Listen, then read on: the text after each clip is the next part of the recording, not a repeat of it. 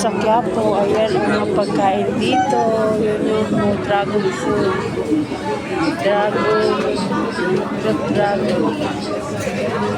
Siyempre dito ako bumibili. Ayan, dahil mga pagkain dito sa Quiapo.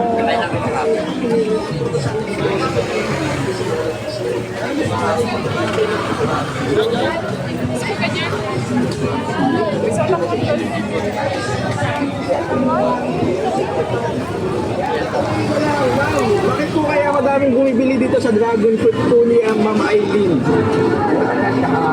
Something that Mura tsaka masarap. O nga guys, kasi tignan nyo naman yan. Natural talaga, walang powder. Talaga 100% dragon fruit ang kanilang nilalagay.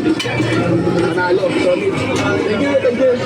So yun nga guys, andito tayo ngayon sa may Quiapo, Manila. At dito nga tayo nag-fruit trip. At ito meron nang nahanap na isang dinudumog na fruit stall. At talaga namang naintriga ako kasi yung gantong tindahan ay nakikita ko lamang sa Thailand. At fortunately, hindi na natin kailangan pumunta ng Thailand para makatayin na ito. Dahil ito, yung fruit stand ni Aling Aileen ay nagbebenta ng masarap na dragon fruit. At yun nga, sobrang Yan, patok at bumili ko ako tinatangkilik dragon naman talaga ang fruit. juice stand ni Aling Yan, Nene. sulit Dahil talaga, bukod na sa sarap mura, ito. masarap, healthy at natural pa. Hindi ba kasi sila gumagamit ng kahit anong powder o kahit anong dragon fruit flavoring para mapasarap ang kanilang juice. And yes,